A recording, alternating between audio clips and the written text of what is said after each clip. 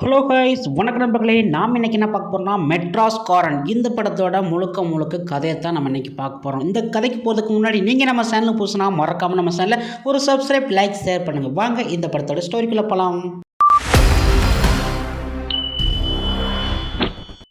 இந்த படத்தோட ஹீரோ பேர் சாணிகம், அப்புறம் கலையரசன். இவங்க எல்லாமே நடிச்சுக்கிறாங்க.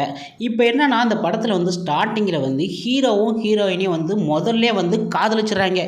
காதலிச்சு 2 பேருமே பெற்றோர் சமூகத்தில் திருமணம் முடிக்கணும் அப்படி சொல்லிட்டு 2 பேருமே திருமணம் முடிக்க போயிட்டாங்க. போனால் அங்கே பார்த்தோன்னா ஆடலும் புடலும் எப்படி பயங்கரமாக பட்டை கல்வி பார்ட்டி பயங்கரமாக நடந்துக்கிட்டு இருக்கு.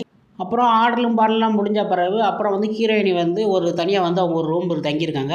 அங்கே போயிட்டாங்க. போன உடனேயும் நம்ம ஹீரோ என்ன பண்ணுறாரு, நாளைக்கு தான் நம்ம கல்யாணம் ஆச்சு, செலவுக்கு காசு வேணுமே அப்படி சொல்லிட்டு ஏடிஎம்க்கு கார் எடுத்துகிட்டு போகிறாரு. அங்கே போயிட்டு ஏடிஎம்மில் போய் பார்த்தோன்னா அங்கே ஒரு 10-15 பேரை கூப்பிட்டுட்டு கலையரசன் யாரையும் அடிக்கணும் அப்படி சொல்லிட்டு அங்கே வர்றாரு. வந்தோடனே இவங்க 2 பேருக்குள்ளே என்ன பேசுனாங்களோ என்ன தெரில, இவங்க 2 பேருக்குள்ளே வாக்குவாதம் நடக்குது. வாக்குவாதம் நடந்தாலே இவர் அங்கேருந்து கார் எடுத்துகிட்டு வேகமாக போயிடுறாரு. போனவுடனே கலையரசன் ஒன்று வச்சுக்கிறேன் அப்படி சொல்லிட்டு அவர் வெறியோடு அங்கே நின்றுட்டார். இப்படி அவர் காரை எடுத்துகிட்டு வேகமாக ஹீரோயினியை பார்க்கறதுக்காண்டி அங்கேருந்து கிளம்புறாரு. கிளம்பி போகையில் அங்கே மாசமாக ஒரு பொண்ணு அந்த வழியாக ரோட்டு வழியாக நடந்து போகல, தெரியாமல் அந்த பொண்ணு மேலே இவர் இடிச்சிட்டாரு. இடித்த உடனே என்ன ஆச்சு, அவங்க சொந்தக்காரங்க எந்தக்காரங்க எல்லாம் மொதுன்னு காரை குமுறாங்க. குமுறினோடனே இவர் சொல்கிறாரு, முதல்ல அடிபட்டவங்களை ஆஸ்பத்திரி கூட்டு போவோம் அப்படின்னு சொல்லிட்டு இவர் ஹீரோ கூட்டு போகிறாரு. கூட்டு போனோடனே அங்கே பார்த்தோன்னா அங்கே ஒரு முக்கியமான ட்விஸ்ட் இருக்குது. அது என்னென்னா, அந்த ஆக்சிடென்ட் ஆச்சுல்ல, அந்த பொண்ணோட வீட்டுக்காரன் தான் யார், நம்ம கலையரசன்.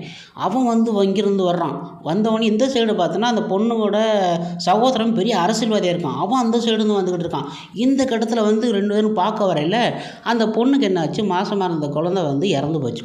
இறந்த உடனே இதுக்கடுத்து என்ன நடக்க போகுது என்பதான் அந்த படத்தோட விறுவிறுப்பான கதை. இந்த படத்தை பற்றி அலசனம் சொல்ல போனால், சென்னையில் கஷ்டப்பட்டு உழைச்சி தனது திருமணத்தை சொந்த ஊரில் தடப்பூடலாக நடத்தணும் அப்படின்னு சொல்லிட்டு நிசானிகம் யார் நம்ம படத்தோட ஹீரோ செய்கிறாரு. திருமணத்துக்கு தயாராக வீடு எவ்வளவு கலகலப்பாக இருக்குது என்பது அழகாக காட்சி அமைச்சிருக்கிறார் இயக்குனர்.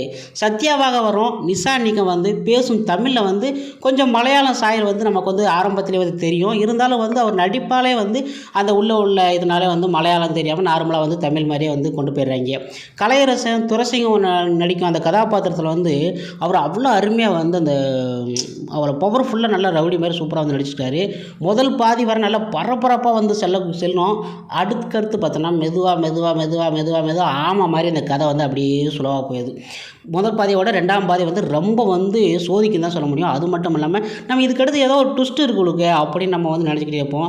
ஆனால் கடைசியில் பார்த்தா கதை எங்கெங்கேயோ போய் அந்த வில்லங்கள்லாம் பேக்ரவுண்டெல்லாம் காமிச்சு அவங்க இப்படிலாம் பண்ணியிருக்காங்க, இப்படி கெட்டவங்க அப்படி இப்படின்னு காமிச்சு கடைசியில் கதையை கிளைமேக்ஸை எப்படிடா முடிக்கிறது, கதையை கொண்டு வந்துட்டோம், படம் வேறு எடுத்துட்டோமே, காசை போட்டோம், பொங்கலுக்கு ரிலீஸ் ஆகணுமே அப்படின்னு சொல்லிட்டு ஏதோ ஒரு கதையை கடைசியில் இயக்கியிருக்கிறாரு இயக்குனர். அப்புறம் நடிப்பை பொறுத்தவரை கருணாசும் தீபாவும் அவங்க கொடுக்கப்பட்ட கதாபாத்திரத்தை எப்பயுமே நல்லா நடிப்பாங்கன்னு தெரியும். அவங்களுக்காண்டி அந்த படம் கொஞ்சம் ஓடுன்னு தான் சொல்ல முடியும். அப்புறம் சாம்சி எக்ஸின் பின்னணி இசை மற்றும் கல்யாண பாடல் அது எல்லாத்துக்குமே ஆறுதல் தான் தரும் இந்த படத்துக்கு. படத்தில் கதைக்கு தலைப்பிற்கும் சம்மந்தமே இல்லாதது தான் அமைஞ்சிருக்கிறாங்க. புதுக்கோட்டையை பூர்வமாக கொண்டு ஹீரோ இருக்கிறாரு. அவர் சொந்த ஊருக்கு இந்த மாதிரி ஊருக்கு வரையில் நீ எந்த ஊருக்காரரா அப்படின்னா நான் சொன்னேன் அப்படிங்கிறாரு. இதுக்கு தான் அந்த படத்தோட பேரை, வேறு ஒன்றும் கிடையாது. அப்புறம் ப்ளஸ்ன்னு சொல்லப்போனால் அந்த படத்தில் நடிப்பு, இசை, கேமரா ஒர்க்கு எல்லாமே சூப்பர் தான் சொல்ல முடியும். பல்ப்புன்னு சொல்லப்போனால் வலுவில்லாத திரைக்கதை, அழுத்தமில்லாத காட்சி, இமோஷனல் காட்சி எதுவுமே இந்த படத்தில் எடுபடவில்லை அப்படி தான் சொல்ல முடியும். மொத்தத்தில் ஆரவாரமாக தொடங்கி அயர வைத்து விட்டார் இந்த மெட்ராஸ் காரன். ஓகே, இந்த படத்துக்கு நான் கொடுக்க வேண்டிய ரேட்டிங் 5க்கு 2.25 தாங்க கொடுப்பேன். அந்தளவுக்கு தான் அந்த படம் ஒருத்துன்னு சொல்லலாம். நீங்கள் வீக்கெண்டில் ஒரு தடவை பார்த்து என்ஜாய் பண்ண வேண்டிய ஒரு மூவி. ஓகே ஃப்ரெண்ட்ஸ், உங்களுக்கு நம்ம வீடியோ பிடிச்சினா மறக்காம நம்ம சேனலில் சப்ஸ்கிரைப் பண்ணுங்கள், லைக் பண்ணுங்கள், ஷேர் பண்ணுங்கள். இது போன்ற வீடியோவை நீங்கள் தொடர்ந்து என்பி நியூஸ் சேனலை ஃபாலோ பண்ணால் தான் தொடர்ந்து நம்ம பார்த்துக்கிட்டே இருக்க முடியும். நன்றி, வணக்கம்.